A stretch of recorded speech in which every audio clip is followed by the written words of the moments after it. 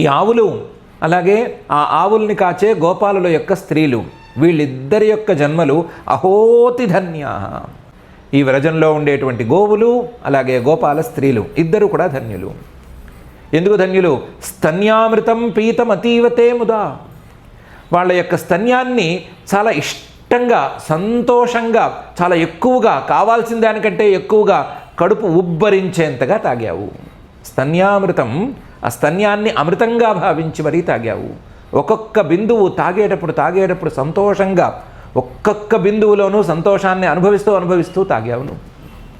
వీళ్ళ స్తన్యామృతాన్ని ఎంత శ్రద్ధగా నువ్వు తాగావంటే, ఆవుల యొక్క స్తన్యాన్ని తాగటానికి ఎవరో పిండి ఇస్తే అంతవరకు ఆగలేను అన్నట్లుగా నువ్వే దూడల రూపంలో మరీ తాగావు.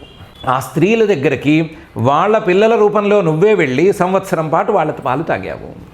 వత్సతర ఆత్మజాత్మన, ఆయా రూపాల్లో వెళ్ళి వాళ్ళ దగ్గరికి వెళ్ళి పాలు తాగావు.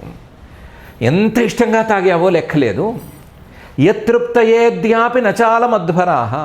వాళ్ళ స్తన్యాన్ని, ఇటు ఆవుల స్తన్యాన్ని ఇటు గోప నారీ స్తన్యాన్ని తాగేటప్పుడు బిందువుకి నువ్వు పడిన తృప్తి ఉంది కదా, ఆ తృప్తిని సాధించటానికి మహా యజ్ఞాలు చేసి నానా తంటాలు పడుతున్నారు.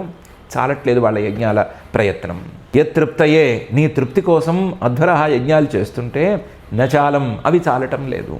యజ్ఞాలలో వాళ్ళు చాలా కష్టపడి చాలా నియమాలను పాటించి, మడిగా కూర్చుని నియమాలను పాటించి, సరిగ్గా చెప్పాలంటే యజ్ఞ దీక్షా నియమాలన్నిటినీ చక్కగా పాటించి ఒళ్ళంతా దగ్గర పెట్టుకుని నీకు తృప్తి కలిగించాలి అని ప్రయత్నం చేస్తుంటేనేమో అంతంత మాత్రంగా ఉంటుంది ఫలితము. వీళ్ళ దగ్గర మాత్రం నువ్వే వాళ్ళ పిల్లల్లాగా వెళ్ళి, దూడల్లాగా వెళ్ళి, వాళ్ళ పిల్లల్లాగా వెళ్ళి బిందువుకి సంతోషపడుతూ ఆనందంగా తాగావు.